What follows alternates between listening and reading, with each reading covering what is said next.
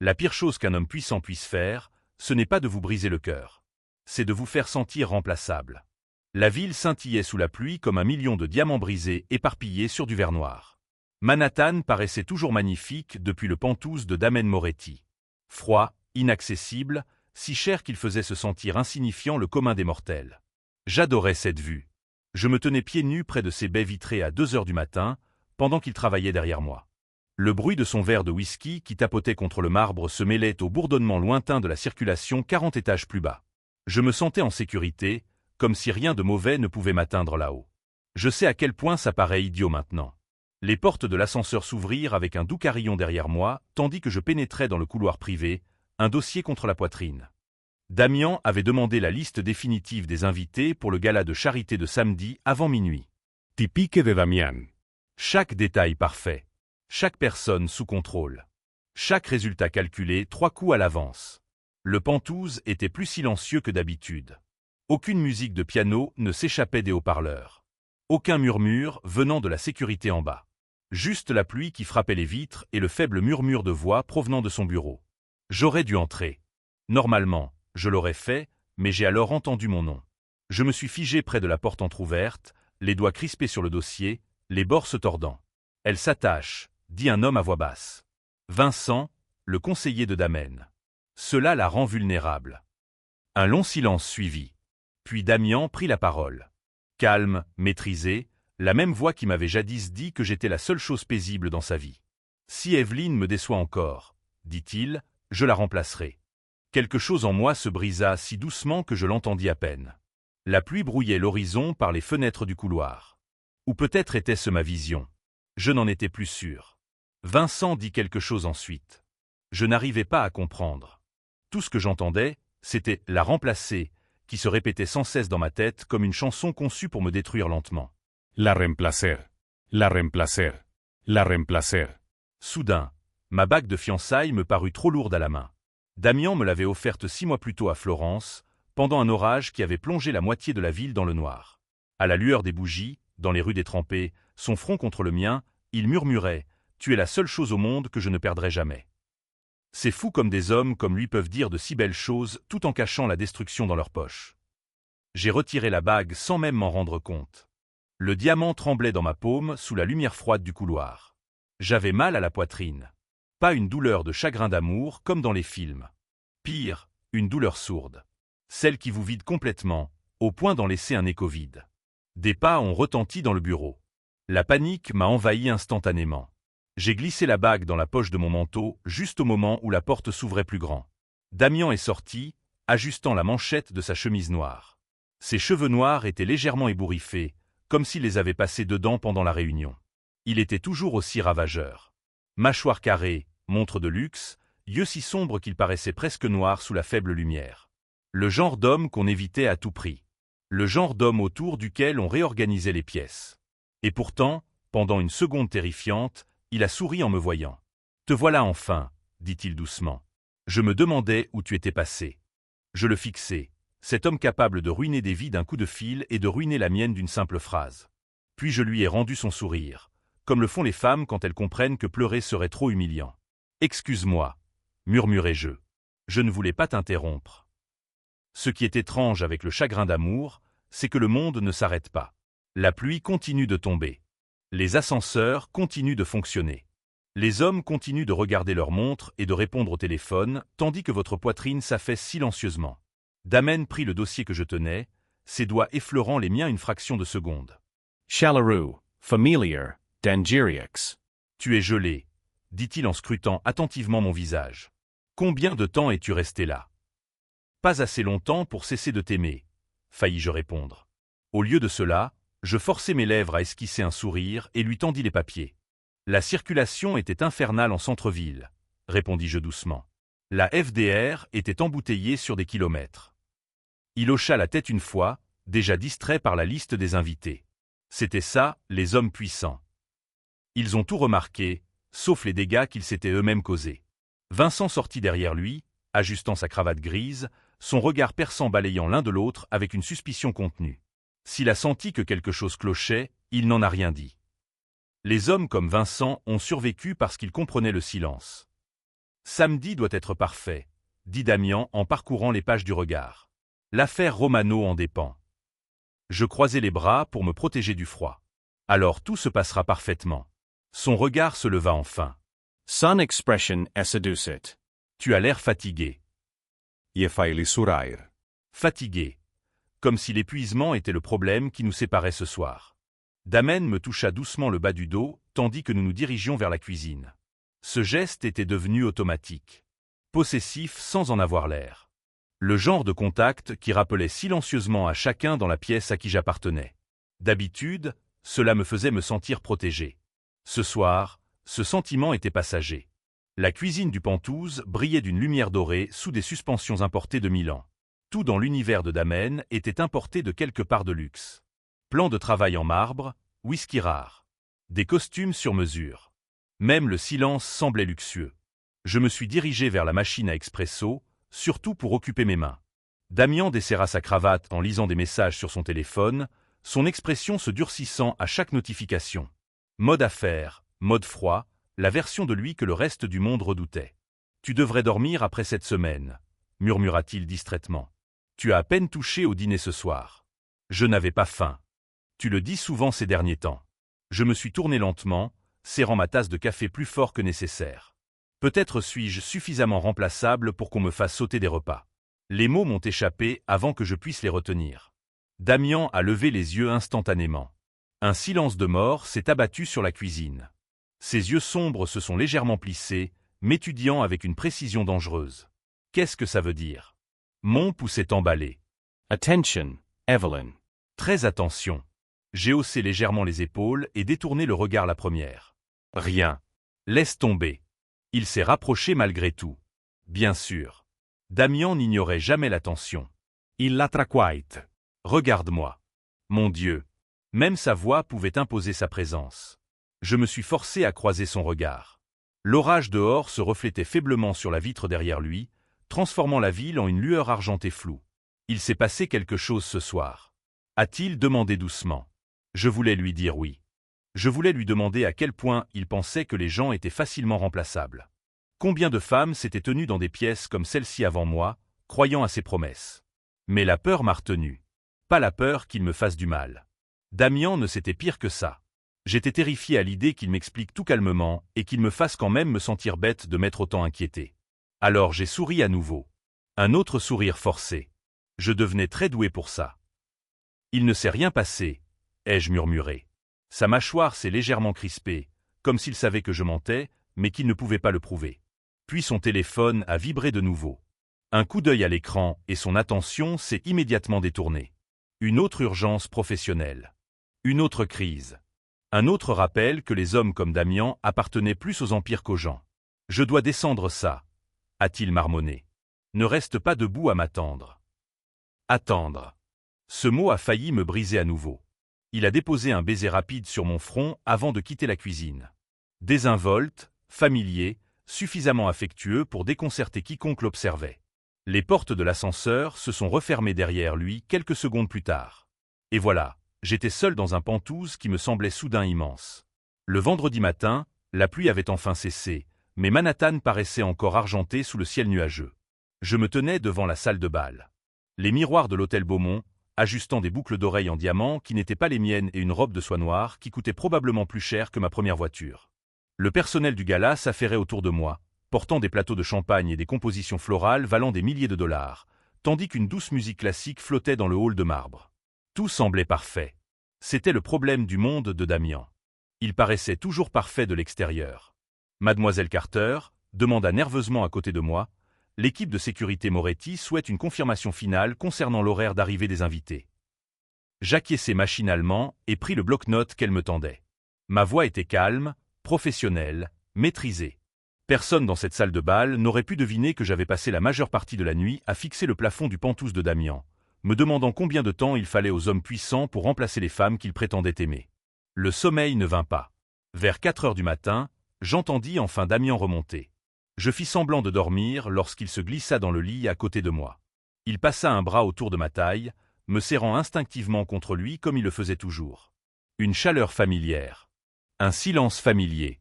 Je restai immobile, allongé là, tandis que sa respiration s'approfondissait lentement à côté de moi. Je pensais à la cruauté de la situation. Comment pouvait-on vous tenir si doucement tout en vous brisant le cœur sans le savoir, mademoiselle Carter? La coordinatrice repeta doucement. Je revins à la réalité. Excusez-moi. Oui. Faites passer les gouverneurs par l'entrée nord après 20h30. Damian veut que la presse soit d'abord dirigée vers la vente aux enchères caritatives. Elle s'éloigna aussitôt. Tout le monde s'empressa de contourner Damian Moretti. La peur avait un emploi du temps dans son monde. À 19h, la salle de bal scintillait sous des lustres en cristal, tandis que l'élite de Manhattan déambulait sur les sols de marbre poli, parés de diamants et de smoking de créateurs. Des politiciens, des PDG, de la vieille aristocratie, de l'argent dangereux, le genre de personnes qui souriaient tout en calculant votre utilité. Je pensais que Damian était différent. C'était peut-être ma première erreur. Vous êtes magnifique. Sa voix apparut derrière moi, basse et si douce qu'elle me réchauffa le dos malgré tout. Me retournai lentement. Damian se tenait près de l'entrée de la salle de bal, vêtu d'un smoking noir parfaitement taillé, une main posée sur. Il avait nonchalamment son téléphone dans sa poche, tandis que la sécurité restait discrètement derrière lui. Des femmes, de l'autre côté de la salle, le dévisageaient ouvertement. Des hommes l'observaient attentivement. Damian dégageait une force comparable à celle des orages. Calme, puis soudainement dévastatrice. « Merci, » répondis-je doucement. Son regard s'attarda sur moi plus longtemps que nécessaire. Il y avait de la tension dans ses yeux ce soir. De la fatigue, peut-être, ou de la distraction. « Tu ne m'as presque pas regardé de la journée, » murmura-t-il. « J'étais au travail. » Cela ne t'a jamais arrêté auparavant. La sincérité dans sa voix me blessait presque plus que la phrase que j'avais surprise, car une partie de lui ne comprenait vraiment pas ce qui avait changé entre nous. Damian prit lentement ma main, effleurant mes jointures du pouce, tandis que des flashs crépitaient près de l'escalier de la salle de bal. Pour tous les spectateurs, nous formions sans doute le couple parfait. Intouchables, elegance, amuro. Restez près de moi ce soir, dit-il doucement. Il y a des gens ici en qui je n'ai pas confiance. Une pensée amère faillit m'échapper, mais je la ravalai. Les personnes remplaçables restaient probablement près de moi, elles aussi. Avant que je puisse répondre, une autre femme s'approcha de l'autre côté de la salle de bal. Grande, sublime, cheveux noirs. Ses cheveux étaient noués en un chignon élégant à la base de sa nuque. Sa robe blanche était d'une netteté impeccable. Elle se tenait avec l'assurance de quelqu'un habitué à être écouté immédiatement. L'expression de Damen changea dès qu'il la vit. Retour à ses occupations. Evelyn, dit-il d'un ton suave. Voici Adriana Val.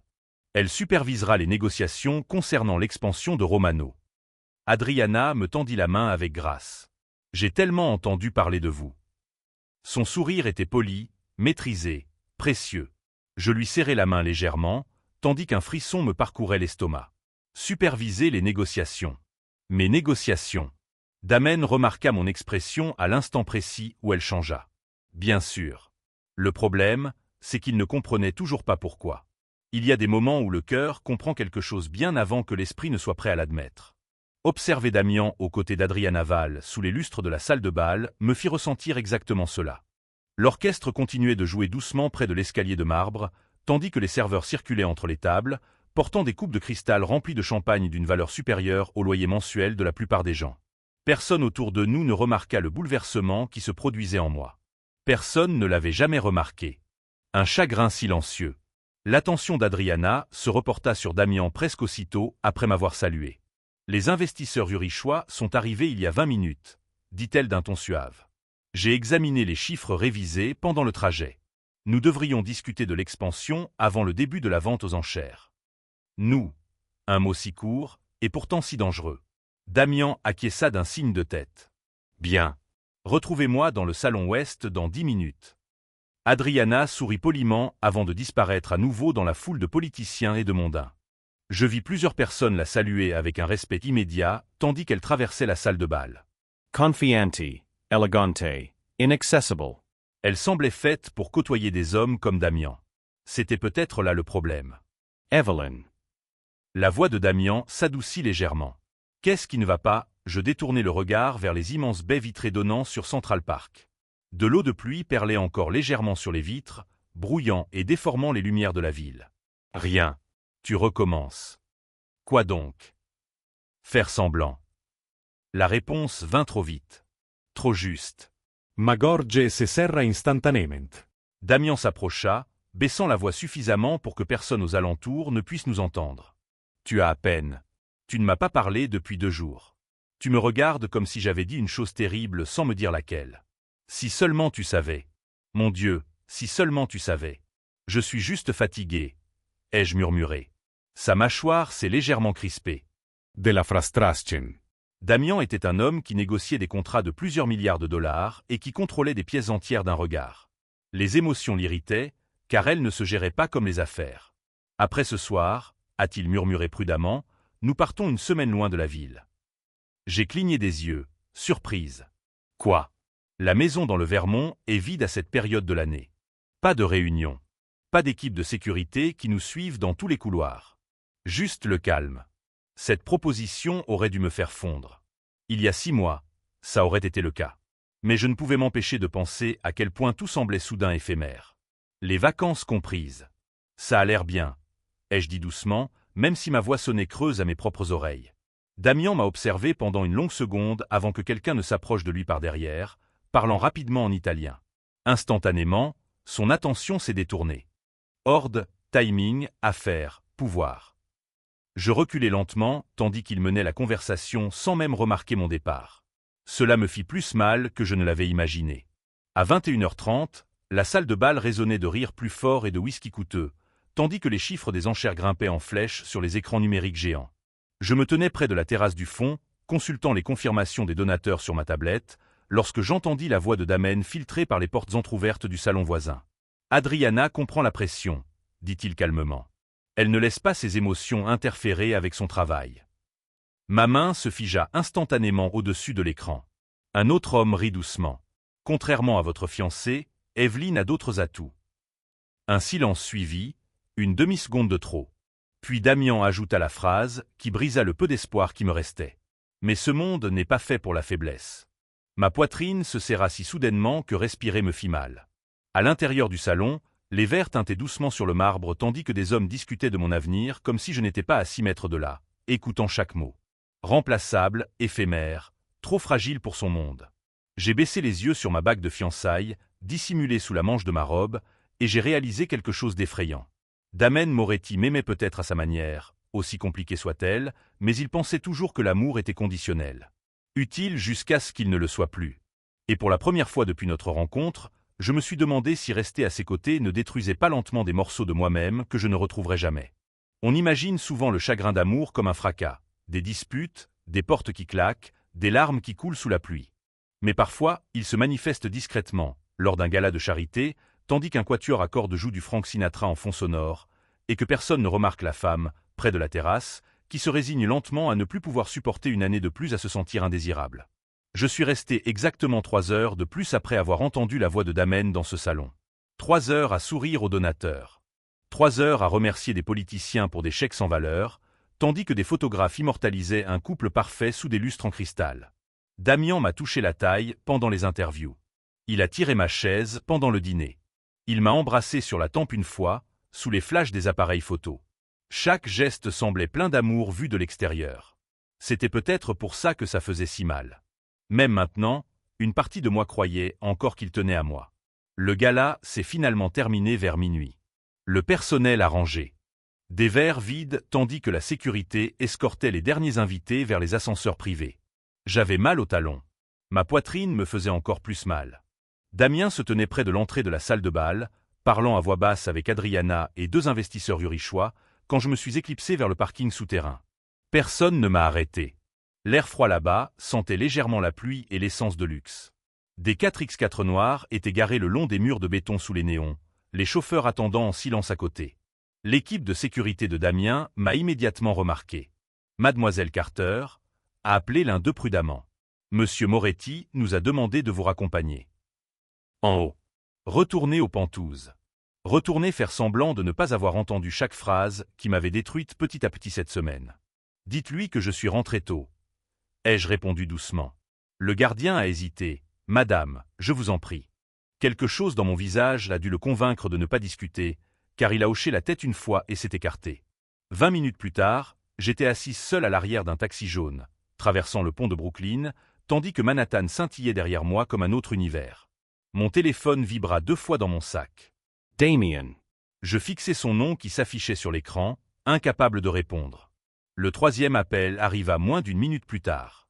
Puis le 4e. Puis un SMS. « Où es-tu » Un autre suivit aussitôt. « Pourquoi es-tu parti sans me prévenir » Je regardai par la fenêtre ruisselante de pluie, avalant difficilement ma salive. Parce que j'ai enfin compris que je n'étais qu'un poste de plus, remplaçable à volonté. Je ne répondis pas. Au lieu de cela, j'éteignis mon téléphone. Mon appartement de Brooklyn me parut soudain terriblement petit après avoir vécu dans le monde de Damian pendant près de 2 ans. Pas de sol en marbre, pas de vue sur la ville. Juste un vieux parquet qui grinçait près de la cuisine et un radiateur qui sifflait bruyamment dès que la température descendait en dessous de 4 degrés Celsius. Mais le silence y était authentique. Je me tenais au milieu du salon plongé dans l'obscurité, encore vêtu de ma robe noire et paré de mes précieux bijoux, tandis que les larmes brouillaient enfin ma vue pour la première fois de la nuit. Pas des sanglots théâtraux. Pire, des larmes silencieuses coulaient sur mes joues, tandis que l'épuisement me vidait. À 1h30 du matin, j'avais bouclé ma valise. Pull, jeans, livres que Damian m'avait rapportés de ses voyages à l'étranger. J'avais failli les oublier, eux aussi. Ma bague de fiançailles trônait sur le comptoir de la cuisine, à côté d'un petit mot plié, 4 mots soigneusement griffonnés, « J'ai besoin d'espace ». Lâche, peut-être. Mais je savais que si Damian franchissait la porte de cet appartement avant mon départ, je resterais. L'aimer avait toujours été mon point faible. Un SUV noir s'est arrêté devant mon immeuble au moment précis où je fermais ma valise. Mon cœur s'est emballé. Damien. Bien sûr. Personne ne se déplaçait plus vite que Damian Moretti à New York quand quelque chose lui appartenait. Les phares des voitures éclairaient les murs de mon appartement, tandis que des pas résonnaient faiblement devant l'entrée de l'immeuble, en bas. Lents. Matrices. Familiars. L'écran de mon téléphone s'illumina une dernière fois sur le comptoir, à côté de la sonnerie. Damian appelait encore. Je fixai son nom qui brillait dans l'obscurité de l'appartement et soudain, une pensée terrifiante me traversa l'esprit. Quitter un homme puissant était une chose. Quitter un homme qui m'aimait sincèrement, à sa manière si imparfaite, en était une autre. Damian frappa une seule fois. Non pas parce qu'il avait besoin de la permission d'entrer. Les hommes comme lui demandaient rarement la permission, mais parce qu'au cours des 2 dernières années, il avait compris que je détestais le bruit dans les petits espaces. Même maintenant, devant mon appartement, à presque 2 heures du matin, il se souvenait que cette prise de conscience avait failli anéantir ma détermination sur le champ. Je restais figé près du comptoir de la cuisine, tandis que la ville bourdonnait faiblement derrière les fenêtres percées de pluie. On frappa de nouveau, plus doucement cette fois. Evelyn, juste mon nom. Bas, maîtrisé, épuisé. Personne d'autre au monde ne prononçait mon nom comme Damian, comme s'il avait sa place dans un lieu si important. Je fermai les yeux un instant avant de me forcer à aller à la porte. Ma main tremblait contre la serrure. Dès que je l'ouvris, l'expression de Damian changea. Un soulagement d'abord, vif et immédiat, puis la confusion. Son regard se posa instantanément sur la valise près du canapé, sur le sac de voyage à côté, sur la bague de fiançailles posée seule sur le comptoir de la cuisine derrière moi. Un silence pesant s'installa entre nous. Mon Dieu, je n'avais jamais vu Damian avoir peur. Pas vraiment peur. Les hommes le craignaient. Des organisations entières le craignaient. Mais là, dans mon minuscule appartement de Brooklyn, sous la lumière vacillante du couloir, il avait soudain l'air de quelqu'un qui réalisait que le sol se dérobait sous ses pieds trop vite pour qu'il puisse l'arrêter. « Qu'est-ce que c'est » demanda-t-il doucement. Je croisai les bras sur ma poitrine, car sinon j'avais l'impression que j'allais m'effondrer. « Je crois que tu le sais déjà. » Son regard se posa sur le mot à côté de la bague. 4 mots. J'ai besoin d'espace. Damian les fixa longuement sans bouger. Les muscles de sa mâchoire se contractèrent 1 fois, 2 fois. Tu me quites. La question semblait presque impossible à prononcer pour lui. J'essaie de me souvenir de qui j'étais avant de me sentir si éphémère. Son regard se posa de nouveau sur moi instantanément. La confusion se lisait davantage sur son visage. Éphémère. Un rire amer m'échappa avant que je puisse le retenir. Tu as dit à Vincent que tu me remplacerais si je te décevais. Un silence de mort s'installa dans la pièce. Damian ne cligna pas des yeux. Il resta immobile. Pendant 3 secondes entières. Il me fixait, comme s'il ne comprenait vraiment pas comment nous en étions arrivés là. Puis, soudain, la réalisation le frappa. Je l'ai vu se produire. Ses épaules se raidirent légèrement. Sa respiration ralentit. Tu as entendu cette conversation. Chaque mot. Il passa lentement une main sur son visage, se détournant vers les fenêtres de l'appartement. Manhattan scintillait faiblement au loin, derrière lui, comme une autre vie. Evelyn, et ce soir, au gala, tu as pratiquement présenté Adriana comme ma remplaçante. Non, répondit-il aussitôt. Ferme, catégorique. Ce n'est pas ce qu'est Adriana. Alors, qui est-elle? Damian expira lentement par le nez, comme un homme qui peine à exprimer des émotions dans une langue qu'il n'a jamais vraiment apprise. Elle s'occupe de négociations commerciales. Rien de plus. Tu as dit à ces investisseurs que j'étais trop sensible pour ton monde. Ses yeux se fermèrent un instant. Juste une seconde. Ce n'est pas ce que je voulais dire. Alors peut-être devrais-tu arrêter de dire des choses que tu ne penses pas. La voix tremblante de mon corps s'est brisée net à ces mots. Damian l'a entendu aussi. J'ai vu l'impact se faire sentir sur son visage. Une expression plus dure que la colère n'aurait jamais pu le faire. Il s'est approché de moi avec précaution, comme s'il approchait quelque chose de déjà brisé. Evelyn, regarde-moi. Je détestais que mon corps obéisse encore machinalement. Ses yeux sombres fixaient les miens avec une intensité terrifiante.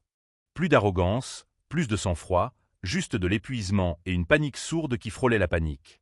Quand j'ai dit la remplacer, a-t-il dit doucement, je parlais du poste de directrice du projet de la fondation à Chicago. Vincent voulait te retirer des négociations parce qu'il pensait que la pression devenait trop personnelle pour toi. Ma gorge s'est serrée instantanément. Quoi? J'ai refusé. La pièce a semblé se figer autour de moi. Damian a fait un autre pas envers moi, baissant la voix. J'ai passé 2 ans à construire ma vie autour de toi, Evelyn. Crois-tu vraiment que je parlais de te remplacer? Je voulais répondre immédiatement. Je voulais dire non.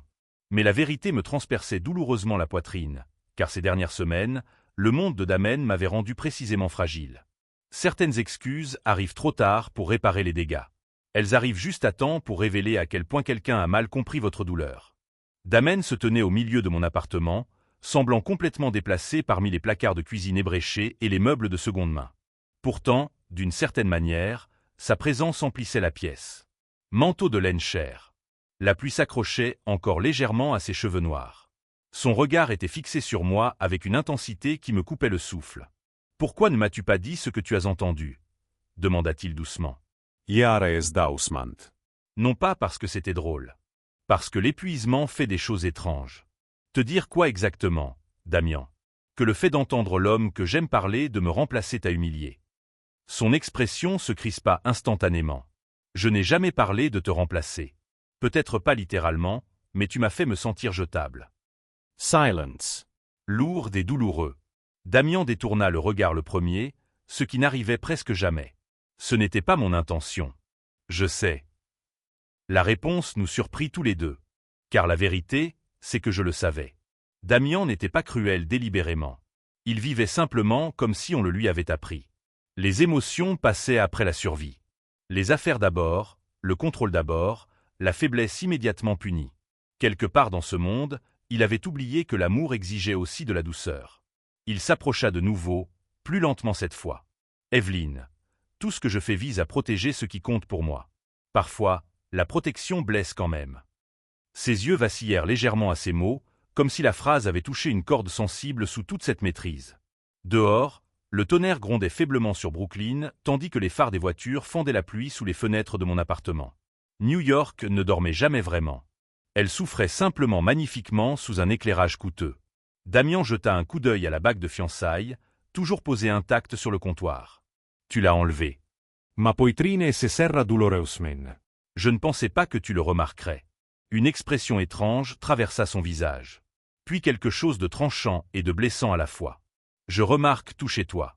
Mon Dieu, c'était bien là le problème. Il remarquait tout, sauf la solitude qui grandissait entre nous ces derniers temps. Mon téléphone vibra soudainement contre le comptoir de la cuisine, brisant le silence. Numéro inconnu. Je l'ignorais aussitôt. Damian le remarqua aussi, bien sûr. Qui est-ce? Sans doute un spam. Le téléphone vibra de nouveau quelques secondes plus tard. Même numéro. Damian changea instantanément de posture. Pas de peur. Exactement. De la vigilance. Celle que les hommes dangereux développent après des années à survivre dans des situations périlleuses. Response. Je fronçai légèrement les sourcils. Damien. Evelyn. Sa voix baissa juste assez pour faire s'accélérer mon pouls. À contre-cœur, je décrochai. Aloe. Le silence me répondit d'abord, puis une respiration. Faible, brouillée par des parasites. Quelque chose clochait.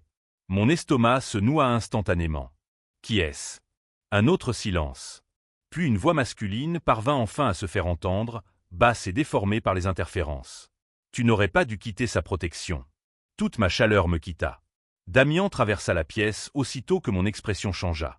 Qui est-ce? Je parvins à peine à répondre. Je ne sais pas. La voix au téléphone laissa échapper un petit rire. Les jolies filles seules à Brooklyn sont des proies faciles. La communication fut coupée. Un silence assourdissant s'abattit sur l'appartement, si fort que j'entendais mon propre cœur battre. Damian me prit le téléphone des mains tremblantes et vérifia aussitôt le numéro, tandis que tous les muscles de son corps se contractaient sous son calme apparent. Je l'avais déjà vu en colère. Mais là, c'était différent, plus froid, plus concentré. « Damian », dit-il en jetant un regard sec vers la fenêtre de l'appartement, vers la rue en contrebas, vers le SUV sombre garé en face de mon immeuble, qui n'était certainement pas là 20 minutes plus tôt. Mon pouls s'emballa. Qu'est-ce qui se passe? Sa mâchoire se crispa un instant avant qu'il ne réponde « Quelqu'un surveille cet immeuble ». La peur me parcourut l'échine. Comment le sais-tu? Les yeux de Damen ne quittèrent pas la rue. Parce que mon équipe de sécurité est garée 2 rues plus loin. Un frisson me parcourut l'échine. Quoi? Je n'ai jamais cessé de te protéger, Evelyn. Ces mots auraient dû me rassurer. Au lieu de cela, la terreur s'installa en moi, car Damen Moretti n'était pas du genre à s'inquiéter facilement. Et là, en voyant la tension se figer sur son visage sous la lumière vacillante de l'appartement, je réalisais quelque chose d'horrifiant. Celui qui m'avait appelé ce soir était suffisamment dangereux pour le mettre mal à l'aise lui aussi. La peur change l'atmosphère d'une pièce plus vite que des cris. Une seconde, mon appartement me paraissait encore petit et familier. La seconde suivante, chaque ombre près des fenêtres semblait menaçante. Chaque phare qui passait dehors me faisait palpiter le cœur. Damian se déplaçait avec un calme terrifiant dans la tension qui s'installait autour de nous. Cela me faisait plus peur que la panique. Il sortit son téléphone de la poche de son manteau, composant déjà un numéro, tandis que ses yeux suivaient le SUV garé de l'autre côté de la rue. « Ne t'approche pas des fenêtres, » dit-il doucement. Je détestais lui obéir machinalement. « Lucas, » dit Damian au téléphone dès que quelqu'un répondit. « Je veux qu'on surveille immédiatement l'escalade noire devant l'immeuble d'Evelyn. » Un silence. Son expression est sombret. Non. Personne n'approche sans mon autorisation. Il raccrocha et se dirigea vers moi instantanément. Prends ce qu'il te faut. Ma poitrine se serra. Damien. Evelyn. La dureté de sa voix me transperça instantanément, non pas de la colère, mais de la peur déguisée en contrôle. Je connaissais Damian depuis assez longtemps pour faire la différence.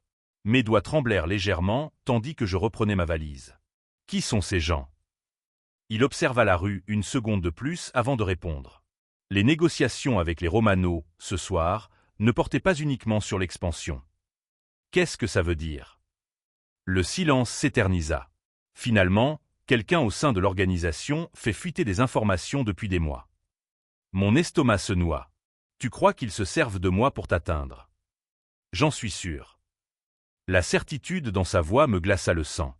Le tonnerre grondait doucement dehors, tandis que la pluie recommençait à tomber contre les fenêtres de l'appartement. New York semblait flou et fantomatique sous l'orage. Damian s'approcha, baissant la voix. Dès que tu as franchi mon périmètre de sécurité ce soir, tu es devenu vulnérable. Vulnerable. Un mot bien faible pour dire terrifié. Je fermai rapidement la valise, essayant de reprendre mon souffle. Pourquoi ne m'as-tu rien dit avant? Son expression changea légèrement. Des regrets, peut-être. Parce que je voulais qu'une partie de ta vie reste à l'abri de mon monde. La franchise de cette réponse me blessait presque autant que tout le reste. Avant que je puisse répondre, des phares ont soudainement illuminé les murs de l'appartement en contrebas. L'attention de Damian s'est instantanément portée vers la fenêtre. La mienne aussi. Le SUV garé dehors avait commencé à avancer lentement vers l'entrée de l'immeuble. Mon pouls s'est emballé. Damien. Il a immédiatement saisi ma main. Ses doigts chauds se sont resserrés autour des miens avec une certitude absolue. Reste derrière moi. Nous nous sommes dirigés rapidement vers la porte de l'appartement. Sans courir. Damian ne courait jamais. Même maintenant, la tension émanait de lui en vagues nettes et maîtrisées, loin du chaos. Le couloir sentait légèrement la cigarette et la chaleur d'un vieux radiateur. Quelque part en bas, j'ai entendu la porte d'entrée de l'immeuble s'ouvrir lourdement. Des pas ont résonné dans la cage d'escalier.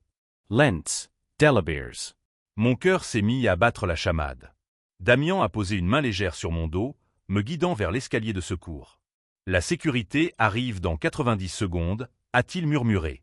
Il faut juste qu'on descende d'abord. 90 secondes me parurent soudain une éternité. Un autre bruit résonna dans la cage d'escalier en contrebas. Des voix d'hommes. Plus près. Ma respiration se fit immédiatement superficielle. Damian le remarqua. Bien sûr qu'il l'a remarqué. Il remarquait toujours tout chez moi. « Regarde-moi » dit-il doucement en arrivant sur le palier. Je forçai mon regard vers ses cheveux noirs trempés par la pluie, son manteau de laine noire. Ses yeux, d'une intensité incroyable, étaient fixés sur moi malgré le danger qui nous entourait. « Tu es en sécurité » murmura-t-il fermement. « Tant que je respire, personne ne te touchera. » À ces mots, quelque chose se brisa en moi. Car pour la première fois de la semaine, Damian ne parlait pas comme un homme d'affaires protégeant un actif. Il avait la voix d'un homme terrifié à l'idée de perdre la femme qu'il aimait. Des pas résonnèrent soudain en bas. Plus près. Trop près. Damian me tira derrière lui au moment précis où la porte de l'escalier s'ouvrit avec un claquement si violent que l'écho résonna dans tout l'immeuble. Puis une autre voix perça le chaos, venant de l'extérieur, près de l'entrée. Monsieur Moretti, l'un des gardes du corps de Damian. Un bref soulagement traversa le visage de Damian avant de disparaître à nouveau derrière une froideur implacable. Il resserra sa prise sur ma main. Allez. Et pour la première fois depuis le début de ce cauchemar, je compris quelque chose d'effroyablement beau. Damen Moretti réduirait en cendres chaque parcelle de son monde soigneusement contrôlé avant de laisser quoi que ce soit m'arriver. L'endroit le plus sûr de New York n'aurait pas dû ressembler à une prison. Mais, assise dans le 4x4 blindé de Damian à 3 heures du matin, sous une pluie battante qui s'abattait sur les vitres par balles, respirer était déjà difficile. La ville défilait à toute vitesse, dans un flou argenté et doré, tandis que des véhicules de sécurité nous encerclaient. Personne ne parlait. Ni les hommes devant nous, ni Damian à mes côtés. Un silence pesant, presque suffocant, s'installait entre nous. Ma valise reposait intacte à mes pieds. La bague de fiançailles était toujours dans la poche de mon manteau, comme une question à laquelle aucun de nous deux ne savait plus répondre. Damian fixait le paysage par la fenêtre, la mâchoire crispée sous les lumières de la ville. Toutes les quelques secondes, son téléphone vibrait, signalant des mises à jour des équipes de sécurité de Manhattan. Il les ignorait pour la plupart. Pour la première fois depuis notre rencontre, il semblait épuisé. Le sommeil n'y pouvait rien. Il me suivait toute la semaine. Demandai-je doucement. Ses yeux se fermèrent un instant. Oui. Une douleur aiguë me transperça la poitrine. Et tu me laissais encore croire qu'Adriana me remplaçait. Damen se tourna instantanément vers moi. Evelyn, non. Ma voix se brisa doucement. Il faut que tu comprennes quelque chose. Il s'effigia aussitôt. Je fixai mes mains tremblantes, forçant les mots à sortir lentement, car ils étaient trop importants pour que je me précipite. Je peux survivre au danger, Damian. Je peux survivre à ton monde. Ce à quoi je ne peux pas survivre, c'est de me sentir indésirable. La sincérité de ma voix sembla le frapper plus fort que la colère ne l'avait jamais fait. Pendant un long moment, il ne dit rien. Dehors, la pluie battait les vitres avec plus d'intensité, tandis que les feux de circulation se reflétaient sur son visage en des couleurs fragmentées.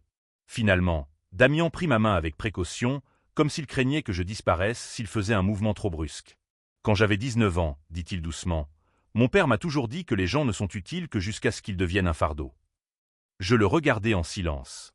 C'est ainsi que j'ai été élevé. Le travail d'abord. La faiblesse immédiatement punie. Remplacer ce qui ne fonctionne pas, détruire ce qui vous trahit avant que cela ne vous détruise. Ses doigts se resserrèrent légèrement autour des miens. Puis je t'ai rencontré, mon Dieu. La façon dont il a dit cela m'a presque brisé. Damian baissa les yeux sur nos mains jointes, comme s'il ne comprenait toujours pas ce que j'étais devenu pour lui. Tu m'as fait désirer des choses qui n'ont plus leur place dans mon monde, admit-il doucement. La paix. Le calme. Des matins qui ne soient pas rythmés par la survie. Ses yeux se levèrent lentement vers les miens. Vulnérable maintenant. Terriblement honeyed. Je n'ai jamais désiré une autre femme. Evelyn. Magorge se serra douloureusement. Alors pourquoi m'as-tu fait me sentir si remplaçable? La question brisa quelque chose en lui, visiblement. Je l'ai vu. Damian Moretti ressemblait enfin à un homme confronté aux dégâts causés par ses propres instincts de survie. Parce que je n'avais jamais appris à aimer sans d'abord parler le langage du contrôle. Les larmes brouillèrent instantanément ma vue. Non pas à cause de la douleur cette fois, mais parce que, sous ses aspérités et ses murs infranchissables, Damian me disait enfin la vérité, sans rien cacher. Derrière son allure imposante, le SUV ralentit devant l'entrée privée de la tour du centre-ville. Des agents de sécurité attendaient sous la pluie, tandis que les lumières de la ville scintillaient sur le bitume noir. Damian ne bougea pas lorsque le chauffeur ouvrit la portière. Moi non plus. Nous restâmes assis là, les yeux dans les yeux, tandis que le tonnerre grondait faiblement sur Manhattan. « Je ne peux pas te promettre de devenir doux, » dit-il doucement. « Mais je peux te promettre ceci. » Il souleva lentement mes mains, pressant son front contre les miennes pendant une fraction de seconde, fragile et plus intime que n'importe quel baiser que nous ayons jamais échangé. Personne au monde ne sera plus remplaçable à mes yeux une fois que je l'aime. À ces mots, mon cœur se brisa. Dehors, New York continuait de briller sous l'orage, telle une ville de verre brisé et de rêves impossibles. Mais pour la première fois de la semaine, Damian ne se sentait plus comme le roi froid et inaccessible qu'il était. Il se sentait simplement comme un homme terrifié à l'idée de perdre la seule personne qui lui ait jamais appris que l'amour n'était pas censé être éphémère.